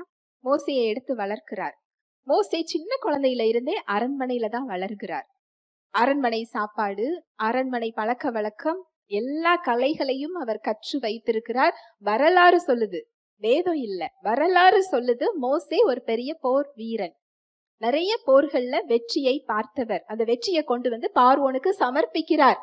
அடுத்து பட்டத்து ராஜா யாருதான்? மோசேதான். இங்க வசனம் சொல்லுது பாருங்க, விசுவாசத்தினாலே மோசே தான் பெரியவனான போது பார்வோனுடைய குமாரத்தியின் மகன் எனப்படுவது அவர் என்ன செஞ்சாரா? வெறுத்தாரா? அவருடைய இனம், இஸ்ரவேல் மக்கள் எகிப்துல அடிமையா இருக்கிறாங்க. அவங்களுடைய வேலைக்கு ஏற்ற கூலி கிடையாது, அவங்களுக்கு ஏற்ற மரியாதை கிடையாது, அவங்களுக்கு ஏற்ற நீதி கிடையாது, அவங்களுக்கு ஏற்ற உணவு கிடையாது, அவங்களுக்கு அளவுக்கு அதிகமான வேலை. இவர் இருக்கிறது ஒரு ராஜ வாழ்க்கை. விசுவாசத்தினாலே அவர் அதை என்ன செஞ்சாரா? வெறுத்தாரா? யாரும் ஈஸியா இதை என்ன செய்ய மாட்டாங்க. ராஜ வாழ்க்கை யாராவது வெறுப்பாங்களா? அடுத்து அவர் தான் ராஜா, யாரு வெறுக்க முடியும் இல்லையா? நான் ராஜாவானா என் ஜனங்களை நான் விடுதலையாக்கி விடுவேன் அவர் மனசுக்குள்ள நினைச்சிருக்கலாம். ஆனா பார்வோனுடைய குமாரத்திங்கிறத அவர் என்ன செஞ்சாரா? விசுவாசத்தினாலதான் இதை செய்ய முடியும்.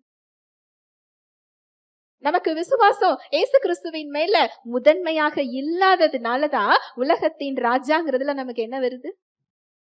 பெருமை வருகிறது. நம்ம பதவியில, நான் இவ்வளவு பெரிய பதவியில இருக்கிறேன், என்ன ஒரு அந்தஸ்து, இந்த அந்தஸ்து எனக்கு வேணும், அதுதான் என் லக்கு, நான் எப்படியாவது நான் அதை அடைஞ்சிடணும். இல்ல, ஒரு விசுவாசியோட லக்கு அதுவல்ல. தேவனுடைய சித்தம் நம்மில் நிறைவேறுவதே அவருடைய லக்கு. நம்முடைய லக்குவாகவும் அதுதான் மாறணும். இததான் தேவன் விரும்புகிறார். அடுத்த வசனம் வாசிக்கலாம். அநித்தியமான பாவ சந்தோஷங்களை அனுபவிப்பதை பார்க்கிலும் தேவனுடைய ஜனங்களோடே துன்பத்தை அனுபவிப்பதையே தெரிந்து கொண்டு. அநித்தியமான பாவ சந்தோஷங்களை அனுபவிப்பதை பார்க்கிலும். நல்லா பாருங்க, அநித்தியங்கிறது டெம்பரவரி, தற்காலிகம். தற்காலிகமான பாவ சந்தோஷங்கள். உலகத்துல உள்ள இன்பம் தற்காலிகமானது, அது சந்தோஷமானதுதான். அது எப்படிப்பட்டதா? பாவ சந்தோஷமா. அந்த ராஜ பதவி அவர் என்ன சொல்றாரு? ஏன் பாவம்? ராஜாக்களையும் அவர் தானே ஏற்படுத்துகிறார். ஏன் அது அவர் பாவம்னு சொல்றாரு? ஏன்னா தேவன் அவருக்கு வச்சிருக்கிற திட்டம் வேற. அந்த திட்டத்துக்கு எதிராக அவரு நோ சொல்லிட்டு ராஜாவா போனார்னா அதுக்கு பேர் என்னது? பாவம். சொல்றது புரியுதா? ராஜா பதவி பாவம் இல்ல. அவருடைய திட்டத்துக்கு எதிராக போகும்போது அது என்னவாக மாறுது? பாவமாக மாறுது. அநித்தியமான பாவ சந்தோஷங்களை அனுபவிப்பதை பார்க்கிலும் தேவனுடைய ஜனங்களோட துன்பத்தை அனுபவிப்பதையே தெரிந்து கொண்டு. ஒருத்தங்களுக்கு ராஜ வாழ்க்கையில அவங்க கை தூக்குறதுக்கு ஆளு, கால் பிடிக்கிறதுக்கு ஒரு ஆளு, சொல்றத செய்யறதுக்கு ஒரு ஆளு, எல்லா விதமான செல்வம். இப்படி ஒரு வாழ்க்கை நஞ்சா இருக்குமா? வனாந்தரத்துல முறுமுறுக்கிற ஜனங்களோட அங்க நடந்து போறது, ஆடுகள் பின்னாடி போறது அவருக்கு ஈஸியா இருக்குமா? எது அவருக்கு ஈஸி? எது ரொம்ப நல்ல ஒரு வாழ்வா நம்முடைய பார்வையில பார்க்கப்படுது? உலக பிரகாரமான ஸ்டாண்டர்ட். நம்ம ஒரு சக்சஸ்னு பிக்ஸ் பண்ணி வச்சிருக்கோம் இல்லையா? நம்ம ஒரு வெற்றி என்று மதிப்பு கொடுத்து வச்சிருக்கிறோம் இல்லையா? நான் இந்த பெரிய வேலையில இருக்கிறேன், என் பையன் இதுல இருக்கிறான், என் பொண்ணு இப்படி இருக்கிறா, நான் இவ்வளவு சேர்த்து வச்சிருக்கிறேன், இவ்வளவு படிச்சு வச்சிருக்கிறேன், என் குடும்பம் இது, என் பாரம்பரியம் இது, என் அந்தஸ்து இதுன்னு நம்ம ஒரு லிஸ்ட் சொல்றோம் இல்லையா? இங்க அவர் என்ன சொல்றாரு அப்படின்னா, அந்த ராஜ வாழ்க்கையான பாவ சந்தோஷத்தை காட்டிலையும், அந்த தற்காலிகமான பாவ சந்தோஷத்தை காட்டிலையும் தேவனுடைய ஜனங்கள் கூட சேர்ந்து நான் துன்பத்தை அனுபவிப்பதை நான் தெரிந்து கொள்ளுகிறேன். It's a choice. ஒரு ராஜ வாழ்க்கைய அவர் இழக்கிறாரு. அந்த தற்காலிகமான ஜீவனை அங்க இழக்கிறாரு. அவர் எல்லாத்தையும் இழந்து போனாரா? அவர் எதை பெற்றுக்கொண்டார்? தேவனுடைய இருதயத்துல ஒரு முக்கியமான இடத்தை அவர் என்ன செஞ்சுக்கிட்டார்? பெற்றுக்கொண்டார். வரலாறுல மாத்திரம் இல்ல, வேதத்துல அவர் இடம் பெற்றிருக்கிறார். என் வீட்டில் எங்கும் உண்மையுள்ளவனாக நான் யாரை பார்க்கிறேன்? மோசேயை பார்க்கிறேன். தேவனை முகமுகமாக சந்திக்கிறாரா? அவருடைய பிரசன்னத்துல இருந்திருக்கிறாரு. இந்த பாக்கியம், அவர் கொடுக்கிற இந்த பலன் அவருக்கு எகிப்தின் பார்வோன் அரண்மனையில கிடைச்சிருக்குமா? அங்க எத்தனை ராஜ சாப்பாடா இருந்தா என்ன, எத்தனை பொழுதுபோக்கா இருந்தா என்ன, எத்தனை இன்பங்களா இருந்தா என்ன, அவர் நினைச்சதெல்லாம் அவரால் வாங்க முடியும். இதை அவரால் வாங்க முடியுமா? இங்க அவர் கஷ்டப்பட்டாரான்னு கேட்டா இல்ல. அவருடைய பிரசன்னத்தில் நடந்தார். இங்கு ஒரு கூட்டத்தை அவர் வழி நடத்தினார். இங்கு அவர் ஒரு பெரிய தேவ மனிதனாக, மக்கள் அவர்கிட்ட பேசுறதுக்கு பயந்தாங்களாம். ஏன்னா கர்த்தர் அவரோடு இருக்கிறார் என்பதை கண்டு, மோசேயை கண்டவங்க என்ன செஞ்சாங்களா? பயந்தார்கள். ஒரு ஜீவனை இழக்கிறாரு. எதுக்காக இழக்கிறாரு? இன்னொரு ஜீவனை பெற்றுக்கொள்வதற்காக. இதுதான் விசுவாசியோட வாழ்க்கையில தேவனுடைய திட்டமும் அதுதான். உன் சுயத்தை, உன் விருப்பத்தை நீ எனக்கு விட்டு கொடுத்துரு, அதுல ஏன் விருப்பத்தை நீ முதன்மைப்படுத்து அப்படின்னா நீங்க தோத்து போறதுக்கு இல்ல, நீங்க கஷ்டப்படுறதுக்கு இல்ல, நீங்க வெட்கப்பட்டு போறதுக்கு இல்ல, நீங்க கடன் படுறதுக்கு இல்ல, எல்லாவற்றையும் இழந்து போறதுக்கு இல்ல, அவருடைய ஜீவனை நீங்கள் பெறுவதற்கு. நம்ம அந்த ஓட்டப்படகு பிடிச்சு வைக்க போய் தான் அதை என்ன செய்ய முடியறது இல்ல, பெற்றுக்கொள்ள முடியல. எல்லார் கையிலையும் ஒரு ஓட்டப்படகு இருக்கு, அது பதவிங்கிற பேர்ல. அதுக்காக நான் பதவியை விட சொல்லல. அந்த பணக்கார வாலிபனை போல தேவனை விட எனக்கு எது பெருசா தெரியுது? என் அந்தஸ்து, என் பதவி, நான் சம்பாதிக்கிறது, என்னோட பேர், என்னோட புகழ், என் பாரம்பரியம். ஆனா நான் தேவனை பிரியப்படுத்தும்படி வாழ வேண்டும் என்று நான் ஆசைப்படுகிறேன். பணக்கார வாலிபனை போல என்ன செய்யறோம்? ஆசைப்படுறோம். ஆனா முதன்மை இடத்துக்கு என்ன செய்யல, வரல. நான் சொல்றது புரியுதா? நீங்க எனக்கு கடினமான உபதேசத்தை சொல்லி தாரீங்கன்னு பாக்குறீங்களா? இஸ்ரவேல் மக்களை போல இது கடினமான உபதேசம் இல்ல, பரிபூர்ணமான ஜீவனை நீங்கள் பெற்றுக்கொள்ளும் உபதேசம். நீங்க இழந்து போக போறது இல்ல. சுயத்தை மறுக்கிறதுனா என்ன? அந்த வசனத்தை மறுபடி வாசிக்கலாம். மத்தேயு 16:24-25. அப்பொழுது இயேசு தம்முடைய சீஷர்களை நோக்கி, ஒருவன் என்னை பின்பற்றி வர விரும்பினால் அவன் தன்னைத்தான் வெறுத்து தன் சிலுவையை எடுத்துக்கொண்டு என்னை பின்பற்ற கடவன். அப்பொழுது இயேசு தம்முடைய சீஷர்களை நோக்கி, ஒருவன் என்னை பின்பற்றி வர விரும்பினால் அவன் தன்னைத்தான் வெறுத்து, அப்படின்னா தன்னோட சுயத்தை அவருடைய விருப்பத்துக்கு கீழ்ப்படுத்துறது, சப்மிட் பண்றது, சரண்டர் பண்றது. ஏன் சித்தம் இல்ல, உம்முடைய சித்தம். ஏன் விருப்பம் இல்ல, உங்களுடைய விருப்பம். என் வழி அல்ல, உம்முடைய வழி. என் திட்டம் அல்ல, உம்முடைய திட்டம். நிறைய பேரு செய்யற செயல்கள் எல்லாம், இது குற்றம் சாட்டுகிறது இல்ல, உலகத்தோட ஒத்த ஒரு வாழ்வு, உலகத்தோட ஒரு கோல், உலகம் வாழ்கின்ற அதே ஸ்டாண்டர்ட்ல. ஏன்னா உலகத்துக்கு தேவனை என்ன செய்யாது, தெரியாது. தேவனை தெரியாது. அது ஒரு சக்சஸ வெற்றி என்று என்ன செய்யும், சொல்லும். அதை புகழ்ந்து பேசும், அதை பெருமைப்படுத்தும், அதை பிரஸ்தாபப்படுத்தும். அதுதான் முக்கியம். அது என்ன செய்யும்? பார்க்கும். உலகத்துல ஒரு என்டர்டெயின்மெண்ட் உண்டு, ஒரு பொழுதுபோக்கு உண்டு. அந்த பொழுதுபோக்குக்குள்ள நம்ம போகலன்னா நம்மள அது பைத்தியம்னு சொல்லும். நம்மளோட ஒட்ட மாட்டேங்கிறாங்கன்னு அது என்ன செய்யும்? சொல்லும். இப்படிப்பட்ட இடத்துல நம்ம இத விட சொல்றது எதுக்கு அப்படின்னு சொன்னா, அவரோட ஜீவனை நமக்கு கொடுக்கிறதுக்கு. வெளிப்படும் அந்த இடத்துல, அதுதான் வெளிப்படும். அவருடைய விருப்பம் அவருடைய ஜீவனை நம்ம இடத்துல வெளிப்படுத்துறது தான். அவருடைய விருப்பம் என்னது? நீங்க நன்றா வாழ்றதுதான் அவருடைய விருப்பம். நீங்க சுகமா இருப்பதுதான் அவருடைய விருப்பம். உங்க வாழ்க்கையில அவர் செயல்படுறதுதான் அவருடைய விருப்பம். தன்னைத்தான் வெறுத்து அப்படிங்கிறது நம்ம ஒண்ணும் இல்லாம போறது கிடையாது. அவருக்கு கீழ்ப்படிஞ்சு அவரை சார்ந்து கொண்டு அவர் பலத்தை பெற்றுக்கொள்றது, அவருடைய வாழ்க்கையை நம்ம வாழ்க்கையில வெளிப்படுத்துறதுக்கு நம்ம இடம் கொடுக்கிறது. அவரை சார்ந்து வாழ்கின்ற ஒரு வாழ்க்கை. இதுதான் சுயத்தை மறுக்கிறது. எல்லா விதத்திலையும் உங்க விருப்பமா இருக்கலாம், உங்க திட்டங்களா இருக்கலாம், உங்க எதிர்காலமா இருக்கலாம், நீங்க ஒருத்தங்க கிட்ட பழகுற முறையா இருக்கலாம். இது நம்ம பலத்துல அவர் செய்ய சொல்லல. என்றைக்கு இயேசு கிறிஸ்துவை இரட்சகராக ஏற்றுக்கொண்டீங்களோ பெரிய கிருபையை கொடுத்திருக்கிறார். அந்த கிருபையில் இந்த ஆற்றல் இருக்கிறது. உங்க சுயத்தை மறுக்கக்கூடிய ஆற்றல். சுயத்தை மறுக்கிறது அப்படின்னு சொன்னா நம்ம வல்லமையில இல்ல. நீங்க தீர்மானம் மாத்திரம்தான் எடுக்க முடியும். நம்மளால நம்ம சுயத்தை என்ன செய்ய முடியாது? மேற்கொள்ள முடியாது. உங்க சுயத்துக்கு உலகம்தான் பிடிக்கும். உங்க சுயத்துக்கு உலக பொழுதுபோக்கு தான் பிடிக்கும். உங்க சுயத்துக்கு உலகத்தோட வெற்றி தான் பிடிக்கும். உங்க சுயத்துக்கு பாவம் தான் பிடிக்கும். அது பாவத்தை நோக்கி இழுக்கதான் செய்யும். இந்த இடத்துல நான் கிறிஸ்துவுடனே கூட சிலுவையில் அறையப்பட்டேன். இனி வாழ்வது நான் அல்ல, எனக்குள் கிறிஸ்துவே வாழ்கிறார். தமிழ்ல கொஞ்சம் வித்தியாசமா போட்டிருக்கு, பிழைத்திருக்கிறார் இருக்கு. இல்ல, அவர் வாழ்ந்து கொண்டிருக்கிறார். அவரை நான் வாழ விடுறேன்னா அதுதான் கேள்வி. நான் வாழ்வதோ நான் அல்ல, அவரை பற்றும் விசுவாசத்தினால நான் என்ன செஞ்சுக்கிட்டு இருக்கிறேன்?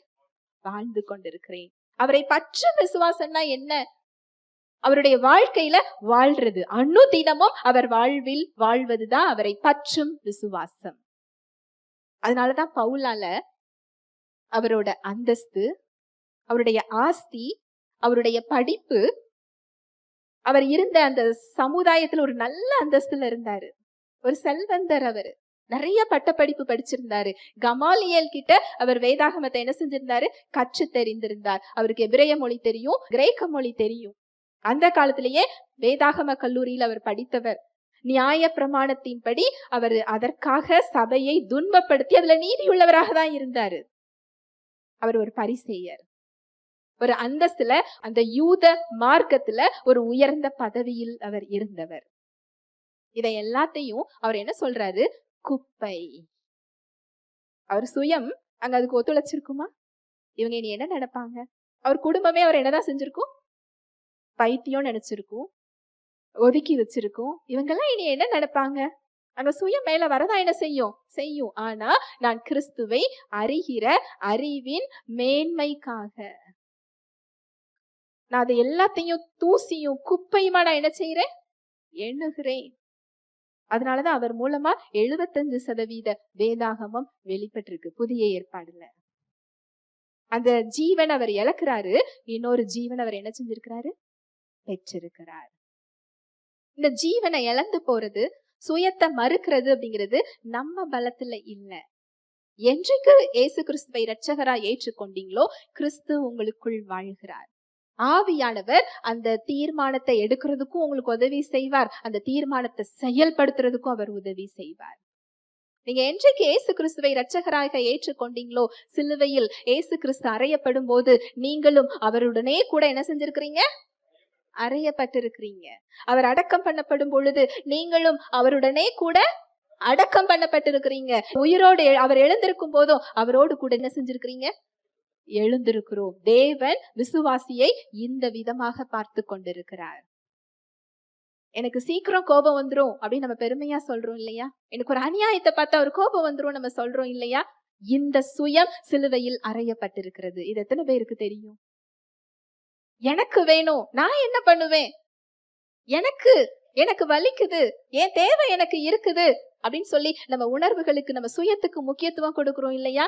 இந்த சுயம் சிலுவையில் என்ன செய்யப்பட்டிருக்கு? அறையப்பட்டிருக்கு. அவர் தேவன், சர்வத்தையும் படைத்தவர், சகலத்துக்கும் அதிபதி, ராஜா. தம்மையே வெறுத்து, அப்படின்னா தன்னோட வல்லமையெல்லாம் ஒதுக்கிட்டு அடிமையின் கோலம் எடுத்து வந்தாராம். எனக்கு வலிக்குமேன்னு அவர் என்ன செய்யல? யோசிக்கல. யோசிச்சா அதை அவர் செஞ்சிருப்பாரா? தமக்கு முன் வைத்திருந்த சந்தோஷத்தின் பொருட்டு.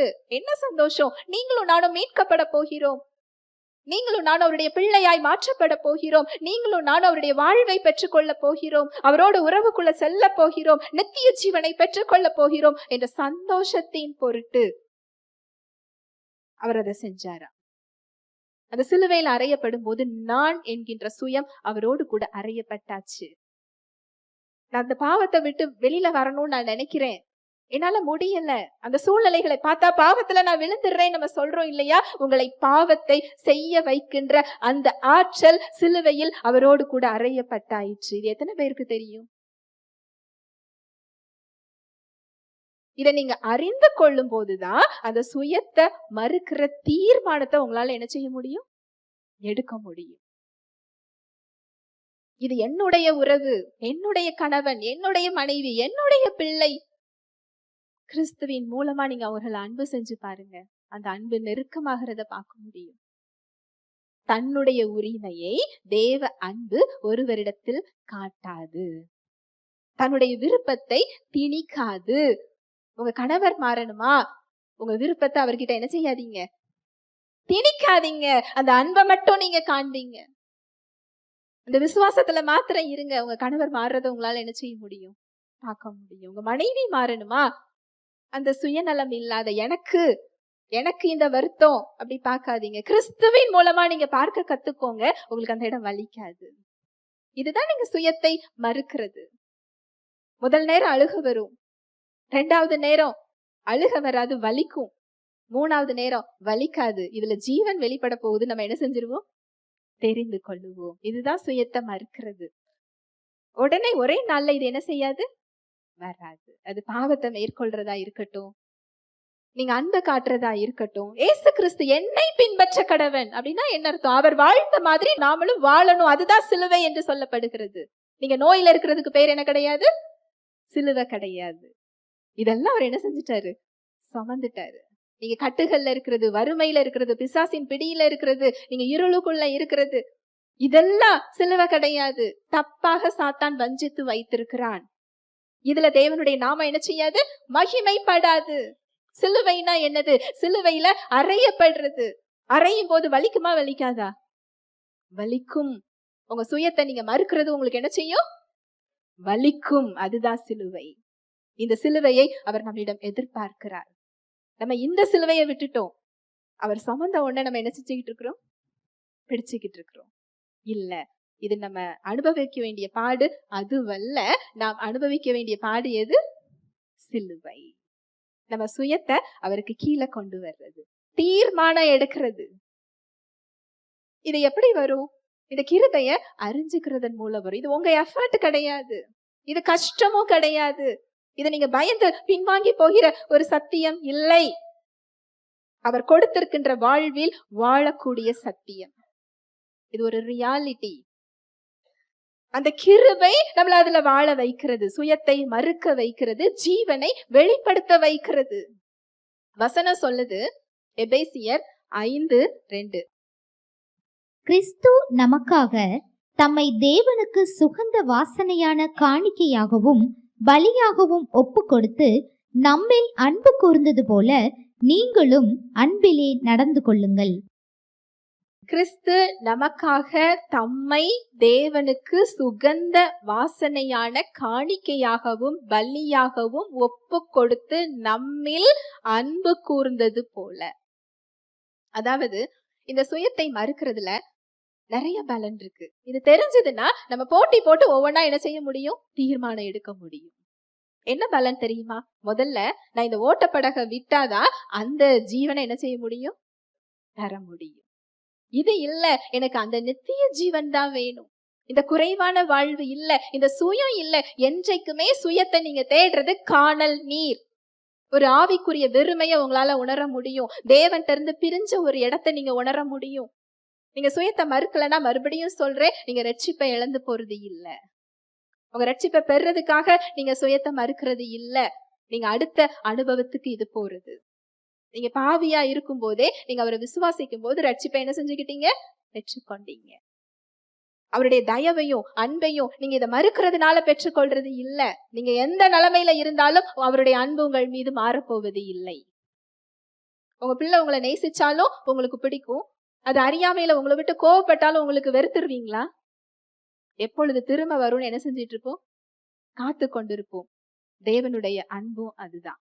நம்முடைய செயல்களின் அடிப்படையில் அவரது அன்பு மாறப்போவது இல்லை. ஆனா இந்த சுயத்தை மறுக்கிறதுங்கிறது அவரோடு ஒரு நெருங்கிய உறவுக்கு நம்மை அழைத்து செல்கின்ற ஒரு இடம். அது தோற்று போகின்ற இடம் இல்லை, இழந்து போகின்ற இடம் இல்லை, நம்மை பெறச் செய்கின்ற ஒரு இடம், நித்திய ஜீவனை வெளிப்படுத்துகின்ற ஒரு இடம். நீங்க அந்த கோபம்ங்கிற சுயத்தை நீங்க அவரோட அன்புக்கு கீழே நீங்க தீர்மானம் எடுத்து கீழ்படுத்துனீங்க அப்படின்னு சொன்னா அவருடைய ஜீவன் அதுல வெளிப்படும். அந்த பாவத்தை அவருடைய விருப்பத்துக்கு கீழே கீழ்படுத்த தீர்மானம் எடுத்தீங்கன்னா பரிசுத்தம் வெளிப்படும். அந்த பரிசுத்தத்துல தேவனுடைய கிருபை வெளிப்படும், தயவு வெளிப்படும், சுகம் வெளிப்படும், அவருடைய நாம மகிமைப்படும். ஒரு விசுவாசி வாழ்க்கையில அவர் அதை தான் வைத்திருக்கிறார். ஒவ்வொரு இடத்துலயும் உங்க சுயத்தை நீங்க மறுக்க கற்றுக்கொள்ள கற்றுக்கொள்ள கற்றுக்கொள்ள அவரோடு ஒரு நெருங்கிய உறவுக்குள்ள உங்களால போக முடியும். அவர் பேசி நீங்க கேட்க முடியும். நீங்க பேசி அவர் கேட்கிறதையும் அவரோடு நீங்க ஒருமித்து நடக்கிறதையும் உங்களால என்ன செய்ய முடியும்? பார்க்க முடியுது. ஒரு ஆவிக்குரிய வளர்ச்சி எல்லாமே நமக்கு கொடுத்திருக்கிறார். எதையும் அவர் பெற்றுக்கொள்றதுக்கு நான் எதையும் சம்பாதிச்சு பெறணும்னு அவர் வைக்கல. இதெல்லாம் செஞ்சாதான் உனக்கு சுகத்தை தருவேன், இத்தனை நாள் நீ ஜெபிச்சதான் உனக்கு தருவேன், இத்தனை நாள் நீ காத்திருந்தாதான் இந்த விடுதலையை தருவேன், இத்தனை நாள் நீ உபவாசம் இருந்தாதான் உனக்கு இந்த கட்டுகள் உடைக்கப்படும். நோ, அப்படி சொல்லல. அப்படி யாராவது சொன்னாங்கன்னா அது சத்தியத்தின்படி உண்மை இல்லை. நீங்க அவரை விசுவாசிக்கும் பொழுதே உங்க ரட்சிப்புக்குள்ள அந்த விடுதலை என்ன செஞ்சுட்டு வந்து விட்டது. அந்த ஆசீர்வாதத்தை நீங்க பெற்றுக்கொண்டீங்க. அது இலவசமாக கொடுக்கப்பட்டிருக்கிறது. நீங்க ஒரு வெற்றியுள்ள கிறிஸ்தவ வாழ்க்கை வாழ்வதற்கு இந்த சுயத்தை மறுக்கிற இடம் மிகவும் முக்கியமான ஒரு இடம். அவரோடு நெருங்கி செல்லுகின்ற ஒரு இடம். நீங்க மாறி கிறிஸ்துவை போல மாறுகின்ற ஒரு இடம், அவர் நாமத்தை மகிமைப்படுத்துகின்ற இடம், இந்த உலகத்தில் நித்திய ஜீவன் வெளிப்படுகின்ற ஒரு இடம். அவர் சொன்னார் இல்லையா, திருடன் திருடவும் கொல்லவும் அழிக்கவும் வருகிறார், நானோ ஜீவனை கொடுக்க வந்தேன், அது பரிபூர்ணப்பட வந்தேன். அந்த பரிபூர்ணம் வெளிப்படுற இடம். சுயத்துல எங்கெல்லாம் நிற்கிறோமோ அந்த இடத்துல திருடன் திருடி கொண்டிருக்கிறான். அந்த இடத்துல திருடன் அழிக்க காத்து கொண்டிருக்கிறான். அந்த இடத்துல ஓட்டப்படக பிடிக்க வைத்து கொண்டிருக்கிறான். நமக்கு அங்க தண்ணி மேல நடக்கிற ஒரு வாழ்வு இருக்கிறது, அதை மிஸ் பண்ணிக்கிட்டு இருக்கிறோம். அதனாலதான் அவர் சொல்றாரு, தன்னுடைய ஜீவனை காக்குறவன் அதை என்ன செஞ்சிடறான்? இழந்து போறான். என் நிமித்தம் அதை இழக்கிறவனோ அதை என்ன செஞ்சுக்கிறான்? பெற்றுக்கொள்றான். இன்னொரு வசனம் சொல்லுது, வாசிச்சு முடிக்கலாம். மத்தேயு 19:29. என் நாமத்தின் நிமித்தம் வீட்டையாவது சகோதரரையாவது சகோதரிகளையாவது தகப்பனையாவது தாயையாவது மனைவியையாவது பிள்ளைகளையாவது நிலங்களையாவது விட்டவன் எவனோ அவன் 100 தனையாய் அடைந்து நித்திய ஜீவனையும் சுதந்தரித்துக் கொள்ளுவான். என் நாமத்தின் நிமித்தம் வீட்டையாவது சகோதரனையாவது சகோதரிகளையாவது தகப்பனையாவது தாயையாவது மனைவியையாவது பிள்ளைகளையாவது நிலங்களையாவது விட்டவன் எவனோ அவன் 100 தனையாய் அடைந்து நித்திய ஜீவனையும் என்ன செய்வானா? சுதந்திரித்துக் கொள்வான். இந்த உலகத்திலையும் அதை பெற்றுக்கொள்ளுவோம், போறக்கூடிய உலகத்திலையும் நமக்கு அங்கு பலன் காத்திருக்கிறது. அதனாலதான் அவர் சொல்றாரு, நீ ஓட்டப்படகை பிடிக்காத, அதை விட்டு நீ ஜீவனை என்ன செய்வ? பெற்றுக்கொள்வாய். எதை இழக்கிறியோ அதை நீ பெற்றுக்கொள்வ. அவருடைய அழைப்புக்குள்ள வர்றதுக்கு நிறைய உறவுகளை நான் இழந்திருக்கிறேன். உலகத்தோட ஒத்த வேஷம் தரிக்கலன்னா நம்மளோட சிந்தனையில ஒன்னா இல்லாதவங்களால நம்மளோட என்ன செய்ய முடியாது? பயணிக்க முடியாது. நிறைய பேரை நான் இழந்திருக்கிறேன். ஆனா கிறிஸ்துவுக்குள்ள அத்தனை உறவுகளை நான் பெற்றிருக்கிறேன். எதையும் நீங்க இழந்து போறது இல்ல. அவருக்காக நீங்க கொடுத்து பாருங்க. அவர் கடன்படுகிற தெய்வம் இல்லை. துருத்தியில உங்க கண்ணீரை வச்சிருக்கிறாராம். கண்ணீரை கூட அவர் அக்கௌண்டபிலிட்டி தான். எத்தனை கண்ணீர் வடிச்சிருக்கிறீங்கிறது அவருக்கு தெரியும். நீங்க சமாதானத்தை கொடுத்து பாருங்க, உங்க சுயத்தை நீங்க மறுத்து பாருங்க, அது பரிபூர்ணமா பெருகிறத பார்க்கும். வசனம் சொல்லுது, தம்மை தாமே அவர் ஒப்பு கொடுத்தது தேவனுக்கு சுகந்த வாசனையான பலியா. நீங்க ஒவ்வொரு நேரம் சுயத்தை மறுக்கிறதும் அவருக்கு வாசனையான பலி. அதுல எவ்வளவு பிரியப்படுறாரு இல்லையா? ஏன்னா அவருடைய நாமம் அதுல என்ன செய்யுது? மகிமைப்படுகிறது. நம்ம கொஞ்சம் காசை காணிக்கன்னு கொடுத்துட்டு என்ன செஞ்சிடும் அவர்கிட்ட? நமக்கு ஈஸி, அது எளிமை. அது சுயத்தை மறுக்கிறது, சிலுவையில அறையிறது. அது என்ன செய்யும்? வலிக்கும். நமக்கு காணிக்க கொடுக்கறது எப்படி? ஈஸி. என்கிட்ட இருக்கிறதுல கொஞ்சத்தை நான் என்ன செய்ய முடியும்? கொடுக்க முடியும். தேவன் கையினால் கொடுப்பவற்றை அல்ல, நம் உள்ளங்களை அவர் ஆராய்ந்து அறிகிறார். அவருக்கு பிடித்த பலி தம்மை தாமே ஒப்பு கொடுக்கிற சுகந்த வாசனையான பலி. நீங்க சுயத்தை மறுக்கிற பலியை அவர் விரும்புகிறார். ஹல்லேலூயா, பிரைஸ் தி லார்ட். ஜெபிக்கலாம். நன்றி தகப்பனே, உம்மை நன்றியோடு துதிக்கிறோம், ஸ்தோத்தரிக்கிறோம், நன்றி செலுத்துகிறோம். உம்முடைய அன்புக்காக, உம்முடைய கிருபைக்காக, உம்முடைய இரக்கங்களுக்காக நன்றி அப்பா. ஒரு அழகான சத்தியத்தை, உம்மோடு நெருங்கி வரக்கூடிய, உடைய நாமம் மகிமைப்படக்கூடிய, ஜீவன் வெளிப்படக்கூடிய சத்தியத்தை இன்று எங்களுக்கு நீர் கற்றுக் கொடுத்திருக்கிறீர். எங்களுடைய சுயத்தை மறுக்கிறது எப்படி? நாங்கள் கிறிஸ்துவை நிமித்தம் படக்கூடிய பாடுகள் என்ன? அவரோடு கூட நாங்களும் பாடுபட்டால் அந்த சுதந்திரத்துக்கு பங்காளிகளாவோம் என்று வசனம் சொல்லுகிறது. நாங்கள் எந்த பாடுகளை பட வேண்டும், எந்த பாடுகளை பட தேவையில்லை, எங்களுக்கு நீ கற்றுக் கொடுத்து கொண்டிருக்கிறீர். சிலுவையில் இயேசு கிறிஸ்து சுமந்த எதையும் நாங்க சுமக்க தேவையில்லை. பாவத்திலிருந்து, சாபத்திலிருந்து, நோயிலிருந்து, கட்டுகளிலிருந்து, வறுமையிலிருந்து, இருளின் அதிகாரத்திலிருந்து எங்களுக்கு நீர் விடுதலையை கொடுத்திருக்கிறீர். பாவத்திலிருந்து எங்களுக்கு விடுதலை கொடுத்திருக்கிறீர். அடிமைத்தனத்திலிருந்து எங்களுக்கு விடுதலையை கொடுத்திருக்கிறீர். இதை சுமக்க நாங்க தேவையில்லை. ஆனா கிறிஸ்துவின் நிமித்தம் வரக்கூடிய பாடுகள் என்று ஒன்று உண்டு. சுயத்தை மறுக்கிறதும் ஒரு பாடு. அந்த பாடுகளை குறித்து இன்று எங்களுக்கு கற்றுக் கொடுத்தி, எங்களுடைய விருப்பம், எங்களுடைய திட்டம், எங்களுடைய வாழ்வு, எங்களுடைய வழி, எங்களுடைய லக்கு, இதற்கு மேலாக உம்முடைய சித்தத்தை, உம்முடைய விருப்பத்தை வைக்க, தீர்மானம் எடுக்க இன்று எங்களுக்கு நீர் கற்றுக் கொடுத்திருக்கிறீர். உம்முடைய சித்தத்தின்படி வாழ்வதற்கு எங்களுக்கு இன்று கற்றுக் கொடுத்திருக்கிறீர். இது நாங்கள் இழந்து போவது இல்லை, நாங்கள் தோற்று போவது இல்லை, எங்கள் அடையாளத்தை நாங்கள் மாற்றுவதே இல்லை. கிறிஸ்துவுக்குள்ளான புதிய வாழ்வில் வாழ எங்களுக்கு இன்று கற்றுக் கொடுத்திருக்கிறீர். உம்முடைய நாமம் மகிமைப்படும் ஒரு வாழ்வை வாழ எங்களுக்கு கற்றுக் கொடுத்திருக்கிறீர். நன்றி செலுத்துகிறோம் ராஜா. வந்திருக்கிற ஒவ்வொருவரையும் உடைய கரத்தில் தருகிறேன். என்ன தேவையில வந்தாங்களோ அவங்களுக்கு ஏற்ற மன்னாவை நீர் கொடுத்ததற்காய் நன்றி. அவர்களோடு பேசியதற்காய் நன்றி. உடைய கிருபை அந்த தீர்மானத்தை எடுக்க அவங்களுக்கு உதவி செய்கிறதற்காய் நன்றி. உடைய கிருபை ஆவியானவரை அவங்க வாழ்க்கையில செயல்பட செய்கிறதற்காய் நன்றி அப்பா. அவர்களுடைய குறைவான ஜீவன் அங்கு மறுக்கப்பட்டு உம்முடைய நிறைவான ஜீவன் அவங்க வாழ்க்கையில வெளிப்படுகிறதற்காய் நன்றி அப்பா. அந்த இடங்களை நீங்க அவங்களுக்கு சுட்டி காண்பிக்கிறதற்காய் நன்றி. வந்திருக்கிற ஒவ்வொருவரையும் உடைய கரத்தில் தருகிறேன். அவங்க தேவைகள் சந்திக்கப்பட்டதற்காய் நன்றி. அவங்க பாரங்களுடைய பாதத்துல அவங்க இறக்கி வைக்க நீர் கற்றுக் கொடுக்கிறதற்காய் நன்றி அப்பா.